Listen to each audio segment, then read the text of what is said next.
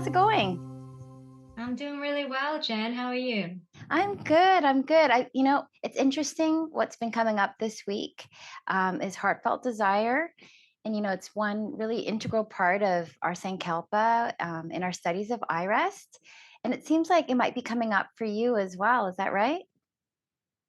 Yeah, I think this one comes up for me, every so often because for those listeners who may not be sure of what we're talking about in terms of sankalpa and heartfelt desire, I think in yoga, oftentimes we talk about sankalpa as an intention that we might set for ourselves, whether it be something that's short term or longer term.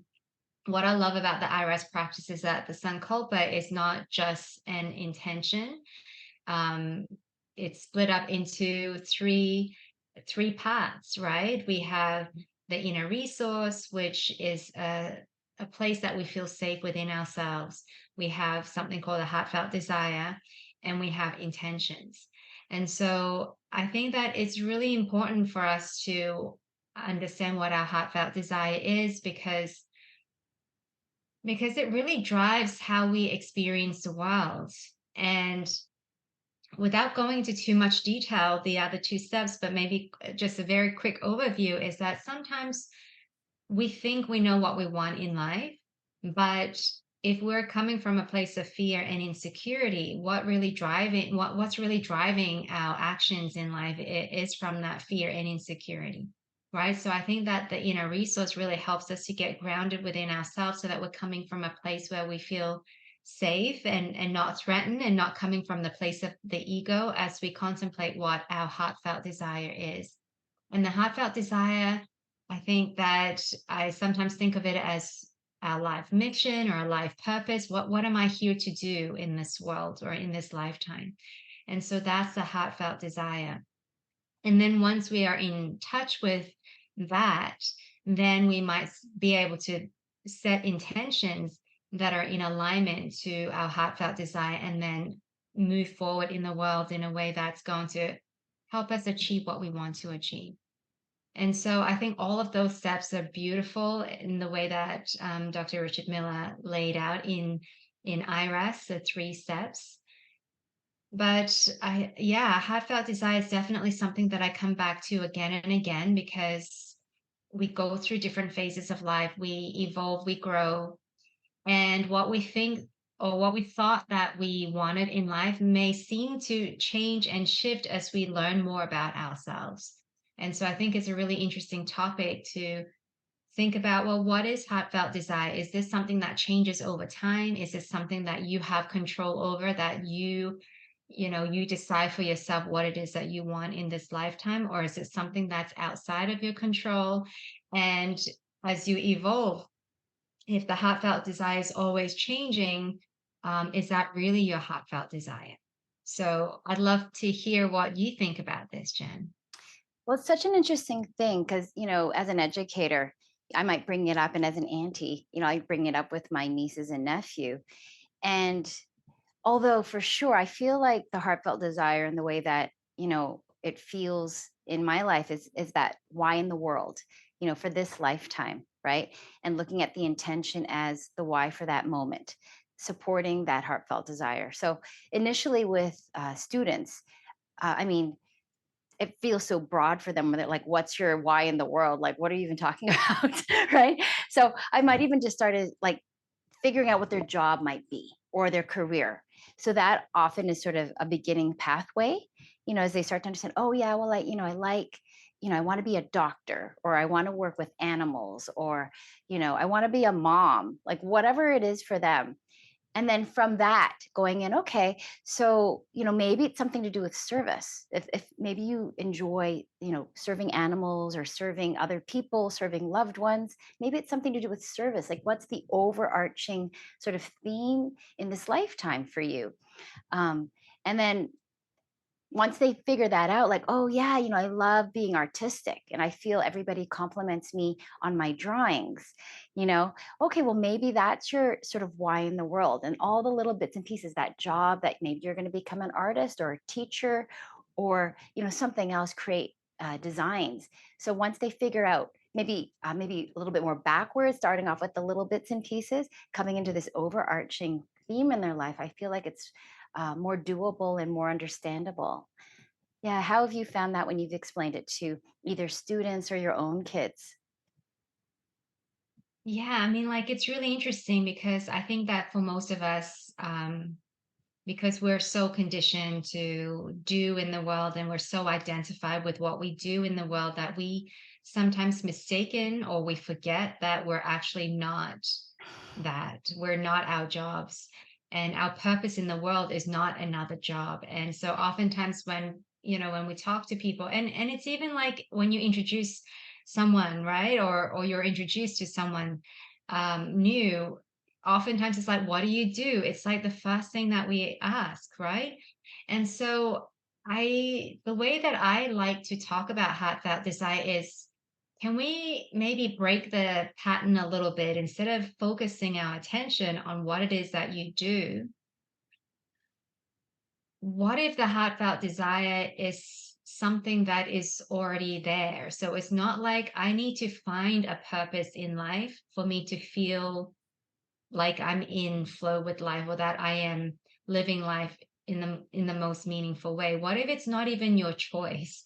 What if life is already living through you in such a way that um I mean, I explained this yesterday in one of my classes is that okay, if we come from the teachings of tantra, and it's not just tantra and spiritual teachings in general, we talk about how if we really get to know ourselves, our essential nature, we know that we are connected to everything else because everything is created from, we can call it God, the divine, the universe, consciousness, or as Richard would put it, this mystery. So we're all made up of the same stuff, if you like, the starting material. We all came from the same place, and that's where we are connected. Now, this mystery is infinite. It gives rise to everything that we know. And for the mystery to know itself, it must condense itself and put limitations on itself so that we can create separate beings or separate things. And that's how we can experience the world is that as separate beings. And in becoming these separate beings, we must forget parts of the mystery to make us unique and different from one another. And so, in this limitation, in this condensation from the infinite to a finite being, then each of us are only expressing one facet of this mystery. And in this sense, Richard always says it is life living through us as an expression of, say, me, Dora, and you as Jen. And in this way, we are living life in that form. And there's no choice but for us to express ourselves in this way, this facet of the mystery. And so, what is it that this facet is bringing into the world that wants to be shared with others? And that is your gift. That is your purpose in life. And so, I love the way you ask your students what is it that they want to do and helping them to refocus not so much on the job, but what is it that they're drawn to? Is it in service of others? Is it something else? And so I'm sort of saying the same thing, but coming from the other way. So instead of coming from the job, I'm coming from whoa, all the way, zooming out and getting in touch with, well, there's already something there. And so the practice is really asking you, what is it that your heart wants for you? What is that feeling sense? If you don't think of it as a job, are there certain things that you are drawn to that make you feel like you're alive, make you feel like you're in flow with life? And it could be playing with your kids, it could be being out in nature. So instead of being bound to what is it that you need to do, because I think that life purpose, it really feels like, oh, I need to be doing something. It's an action that I need to take in the world. But the heartfelt desire is yes, there can be actions. We do set intentions, right? But it's not about a purpose or a mission that you need to do something. It's getting in touch with that feeling of, wow, this makes my whole body sing. This, my whole heart is saying yes when I do this, when I'm out in nature, when I'm, with my kids, when I'm being creative or when I'm whatever it is. And then from that place, now we can set intentions. And that could be a job or not. No, that's beautiful. I love, that idea that all of it's just this mystery. And, we're just the way the mystery is sort of manifesting itself within each of us, right? Living life. So it's living through us. And with each contraction, it just made me even think like even the simplest thing, like a flower could have its heartfelt purpose of being this beautiful flower, the specific, maybe a specific flower like an orchid or a plant, and just like not only us human beings, but everything, right, is also an expression of the mystery. So if we can look at, each little bits and piece and its purpose in this lifetime, I think it would just sort of connect us even more, understanding that every single living creature and every being and everything that's within the contents of consciousness and this lifetime um, all have a heartfelt desire. They all have this purpose and they are part of the mystery already. There's nothing to achieve, just being birthed as part of this mystery already in itself um, is an expression. So, yeah, that's so beautiful.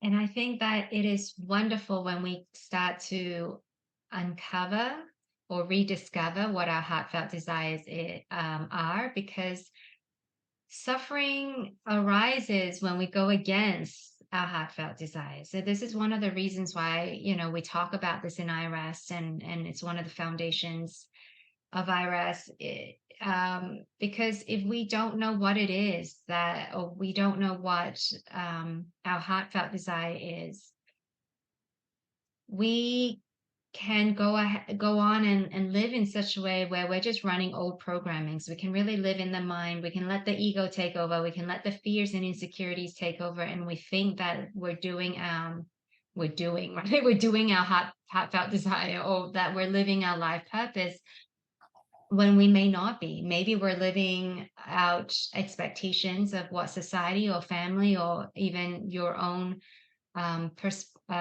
perception of who you need to be in this world. And sometimes, it's in alignment with your heartfelt desire, and sometimes it's not. And then we find, why is life so difficult? Why am I suffering so much? Why am I feel like I'm just hitting, wall after wall after wall? Um, that could be that because you're actually not going with what it is that life wants of you, and you're going with what your mind or your ego wants of you, right? It's so interesting because suffering is such a helpful pointer, isn't it? When we aren't in alignment with this heartfelt desire, there's experience of maybe our own suffering and people around us too, right? So, and maybe needing to fine tune. Like I think about how, I was a school teacher for 20 years in South Korea. And, I'm still an educator, but I realized I needed to fine tune it a little bit. So now being a substitute teacher and being able to bring in mindfulness and meditation and yoga, in addition to helping academically, right? So although, always this idea of, being welcomed and welcoming as part of my heartfelt desire, realizing that I needed to do that in a different way. I needed to fine tune it a little bit at this point in my life. So definitely, all these pointers, helping us to see, am I going the right direction? Is this where, life wants me to sort of uh, to be and wants to manifest, or maybe not, right? Like if there's suffering going on around us or within ourselves, like, oh, okay, that's an opportunity to sort of realize, what it feels right, what do I need to fine tune, or is there a new direction, or have I gone off a little bit? Yeah. Yeah. And I kind of see that a heartfelt desire can be like a compass for us in life. Like you may not know what it is that you're supposed to do in the world, but you can check in with yourself and see, is this something that feels like it is what's calling me, that this is what my heart wants, or what, not what your heart wants as in are these desires, which is different from heartfelt desire. I'd like to clarify that we all have desires, and the desires can come from a very um can come from a place of insecurity and come from a place of ego, but the heartfelt desire is not that, right? And so when we're able to really attune ourselves to what it feels like when we're tuned into that feeling of the heartfelt desire, then we don't necessarily need to plan 10 steps ahead and say, oh, I need to have, my 5-year plan to achieve my life goals or whatever, right? I mean, you can do that, but that's not your heartfelt desire. And so then it's really being with yourself and being really present from moment to moment, and checking in and see, am I still in alignment here? Is this what my heart is calling me to do, or is this coming from a different place? And so if we have that, then we can't really stray too far from what it is that we are meant to be doing or to be in life. And it's such a lovely feeling once you've realized and you first of all allowing yourself to feel into it, not with the thinking mind, but we always talk about feeling it, and we know the difference when you start to reconnect with what it feels like to be in alignment and to be in suffering, right? Because Mhm. often people really know what it feels like to be in suffering, but they haven't had enough opportunities to feel what it feels like when everything's just happening naturally as it should be, just as it is, right? um so yeah, I think, what kind of maybe suggestions can we offer to the listeners then for maybe connecting with the heartfelt desire, or um maybe reflecting upon what they might feel is their heartfelt desire? What do you think? Yeah, I think, one of the things that we struggle with a lot is just knowing or feeling what we're feeling. And so, because the heartfelt desire is something that comes through to us as a body sense, it's not coming from the mind. So, you can't really think what your heartfelt desire is. You have to really feel it in the body. And so, I would suggest feeling into the body what you think your heartfelt desire might be. And there was this really beautiful meditation that a senior IRS teacher did, and Douglas, where she did like a layered inquiry into desires, but getting closer and closer to what your heartfelt desire might be. And she started off with just asking you to think about what it is that you desire. It doesn't even matter if it's your heartfelt desire, whether it's a desire, like even a superficial one. If we can bring that to mind, feel into it, and imagine that it has fully manifested, that it's your truth. You've gotten this desire. How do you feel? And then once you have that, so whether it be like, oh, I want to have a family, or I want to have my house or whatever. So imagine that you have it. How does it feel? What is that feeling of contentment or joy or whatever it is? And then once you have this desire, what is the next thing that you would like? And then you continue, what's the next thing? What's the next thing? And I think that, the idea is that once you've gotten all the superficial things, all your fears and all the things out of the way and taken care of, what's left? What do you desire when there's nothing more to desire, I guess, right? And it helps us to really get closer and closer to, well, if I'm already whole and complete, what am I being called to do? What is my calling now when I have everything, you know? And I think that's a beautiful way. Um, you can take some time to meditate on that. And then coming to a place where the heartfelt desire may not even come to as words. It may not even, and it might come to you as words, but it could just be a feeling that there's just a feeling of, for instance, for me, like an expansion from the heart space outward. It's like my whole body's vibrating. Yes. There's sort of excitement and joy, and almost like my whole body is lit up. But it's not the same kind of desires that the feelings of desires that I would feel if I'm wanting something. So there's no grasping, there's no attachment, there's not like, I need this so bad. There's not that kind of tension there, but there's just a yes, an openness and expansion. And that's how I experienced it. You might experience it differently, but that could be really interesting way to slowly inquire into, well, what does it feel like when I think I'm tuning to my heartfelt desire? And then you can start maybe applying it to everyday scenarios and decisions that you make. Is Does it feel right? Does it make my whole body say yes to this, or am I feeling contraction? Is there fear? Is there something else that's coming in?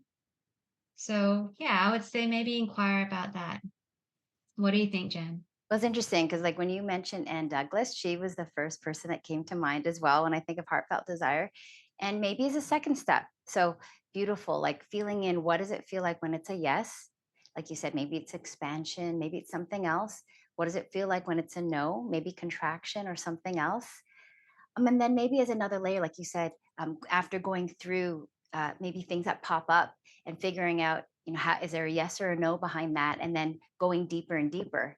And she brings in another practice as well, where in maybe a meditation or an iris meditation, you might even go back to um, like if you were passing away and you were wanting people to remember you by, what is it that you want people to remember you by, right? And it brings already like either, these big feelings in the body, right? Like just even think like, oh my gosh, if it was my end of life, geez, what would, am I living the life that I would want to be remembered, and if there's an expansion there or if there's a contraction there, maybe that's telling you your answer, right? If you aren't sort of expressing what life has been wanting to express through you. So that was just, I think, another additional practice that she brings in for heartfelt desires. So maybe, going with definitely the feeling in the body, starting off with just seeing what comes up, and then maybe going, if it feels comfortable, to that deeper place. Like, so after saying all of these, what would be the last thing? And maybe that might sum it up for you. Maybe it's service, compassion, love. Like, what is lighting up for you? And then maybe you guys can let us know, what is lit up for you as you've practiced this. It might be a whole life journey, really kind of coming up with what your heartfelt purpose is, or your mission or North Star, or your why in the world. So please share that with us. Thank you so much, Jen. That was beautiful. I love that. Yeah. Thank you so much, everybody.